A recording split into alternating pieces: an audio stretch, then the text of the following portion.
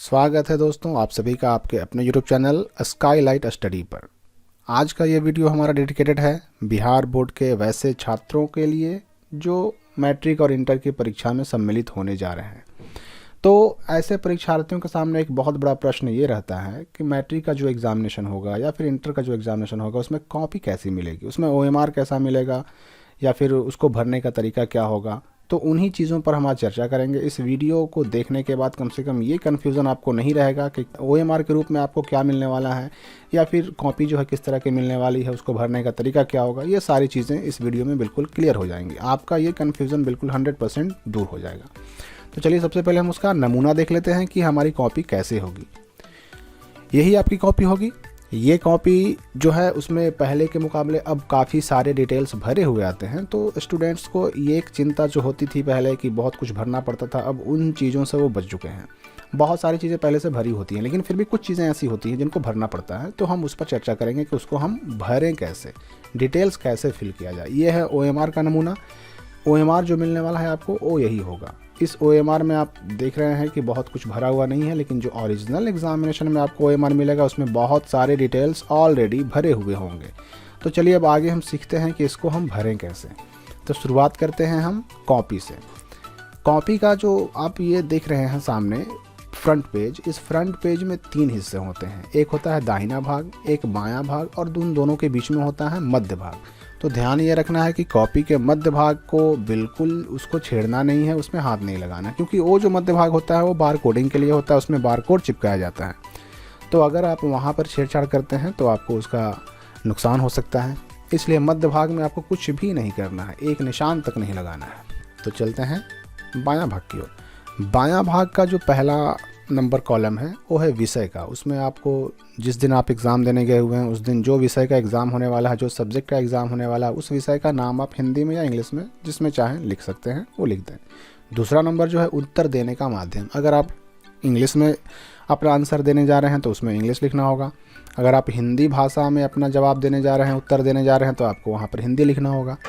फिर तीसरा नंबर जो कॉलम है उसमें जो है आप देख सकते हैं कि A से लेकर के J तक का अल्फ़ाबेट लिखा हुआ है। तो मैं आपको बता दूं कि सवाल जो मिलते हैं मैट्रिक में या इंटर में, उसमें अलग अलग सवालों का अलग अलग सेट होता है और ये सेट होते हैं A से लेकर के J तक।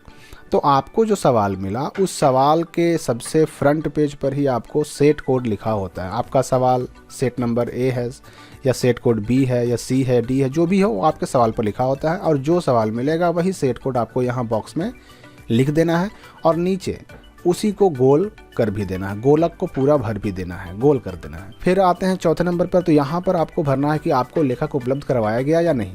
यानी कुछ ऐसे भी बच्चे होते हैं जो स्वयं अपना पेपर लिख पाने में सक्षम नहीं होते, तो ऐसे बच्चों को अपना पेपर लिखने के लिए एक स्क्राइब यानी एक लेखक की ज़रूरत पड़ती है। तो अगर कोई ऐसा स्टूडेंट है जो अपने बदले अपने साथ किसी और को ले जा रहा है अपने उत्तरों को लिखवाने के लिए, तो वहाँ पर वो यस में टिक लगाएगा। लेकिन अगर आप अपना पेपर खुद से लिख रहे हैं तो आपको यहाँ पर नो में टिक लगाना है। अब आते हैं 5वें पॉइंट की तरफ। तो 5वां पॉइंट में परीक्षा की तिथि है जो कि ऑलरेडी आपका प्रिंट किया हुआ रहेगा।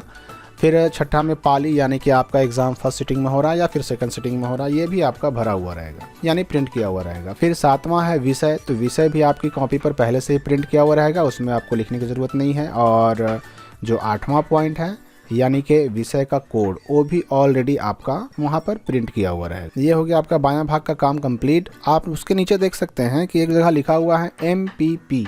तो उसमें आपको कुछ छेड़छाड़ नहीं करनी है। वहाँ पर जब कॉपी चेक होगी तो वहाँ पर जो MPP होते हैं, मार्क्स, पोस्टिंग, पर्सनल, वो अपना जो है डिटेल्स यहाँ पर भरेंगे, तो आपको छेड़ने की ज़रूरत नहीं है। अब आते हैं हम लोग दाहिना भाग की ओर। तो दाहिना भाग में भी आपका बहुत सारा चीज़ छपा हुआ रहेगा, बहुत सारे डिटेल्स छपे हुए रहेंगे। जैसे उत्तर पुस्तिका का नंबर यानी कॉपी नंबर आपका छपा हुआ रहेगा। परीक्षार्थी का नाम यानी आपका अपना नाम वहाँ पर प्रिंट किया हुआ रहेगा।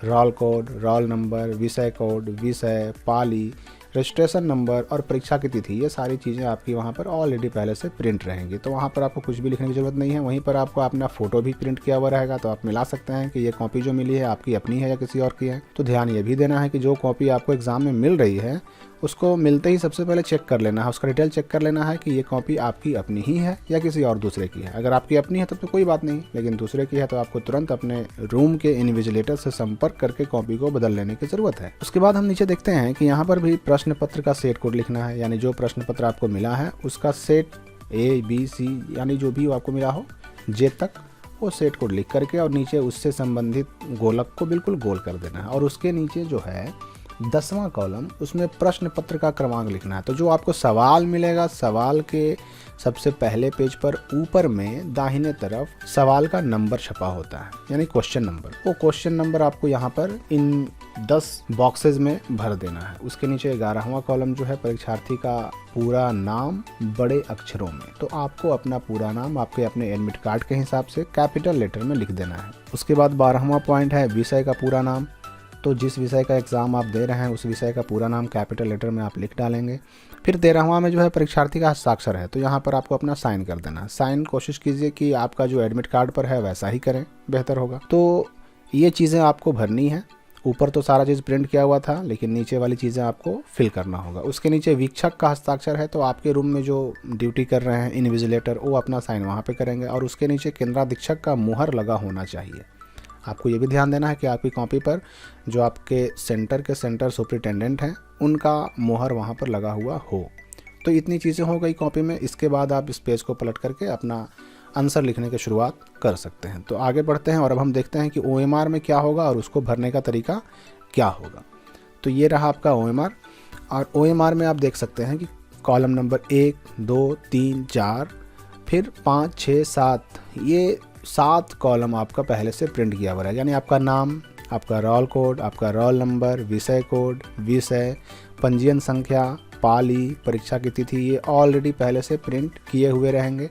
और यहाँ जो आप देख रहे हैं OMR संख्या, इसमें आपका OMR का नंबर भी प्रिंट किया हुआ रहेगा। फिर जो 8वां पॉइंट है प्रश्न पत्र क्रमांक, तो वही सीरियल नंबर क्वेश्चन का जो आपने उत्तर पुस्तिका में लिखा था, अपने कॉपी पर लिखा था, वही क्वेश्चन का सीरियल नंबर यहाँ पर भी भर देना है। और उसके नीचे 9वां में परीक्षा केंद्र का नाम। तो आपको जो एडमिट कार्ड मिला है उस एडमिट कार्ड में आपके परीक्षा केंद्र का नाम पूरा लिखा हुआ होगा।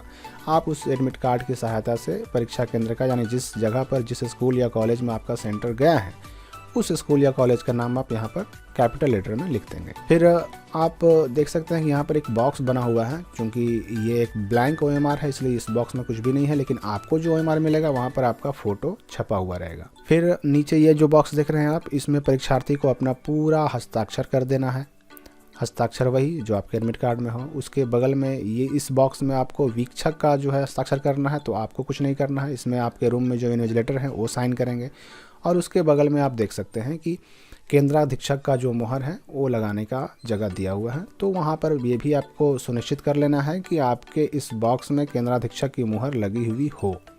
अब एक और इम्पॉर्टेंट चीज़ है कि 10वां पॉइंट प्रश्न पत्र सेट कोड, यानी आपका जो सवाल मिला है उसका सेट क्या है, A है, B है, C है, जो भी है, वो सेट आपको इस बॉक्स में लिख देना है और उससे संबंधित गोलक को गोल भी कर देना है। ये हो गया आपका OMR तैयार। अब आप इसमें अपने आंसर को देने की शुरुआत कर सकते हैं। तो मैंने कोशिश की है कि आपको इस वीडियो को देखने के बाद OMR या फिर कॉपी में डिटेल्स भरने में समस्या ना हो, सारी चीज़ें आपकी क्लियर हो गई हों। फिर भी अगर कुछ आपको ऐसा कन्फ्यूजन लगता हो तो आप कमेंट बॉक्स में मुझसे पूछ सकते हैं, मैं निश्चित ही उसका उत्तर दूंगा। दूसरी बात कि ये जो OMR नंबर है और ये जो कॉपी नंबर है, ये 2 चीज़ें जो हमारे OMR पर और कॉपी पर छपा हुआ होता है, इन दोनों का काम क्या है ये हम लोग चर्चा करेंगे अगली वीडियो में। अगली वीडियो में हम लोग ये भी देखेंगे कि जो एग्ज़ामिनेशन में अटेंडेंस सीट मिलता है, उस अटेंडेंस सीट को हम कैसे भरें।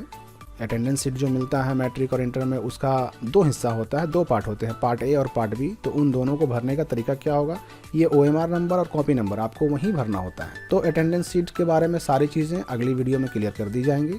तो उम्मीद है कि आपको ये वीडियो पसंद आया होगा। अगर आपको लगता है कि इस वीडियो से आपको कुछ सीखने का मौका मिला तो इस वीडियो को अपने दोस्तों से शेयर करें, हमारे चैनल को सब्सक्राइब करें और हमारे वीडियोज़ को लाइक भी करें। धन्यवाद दोस्तों।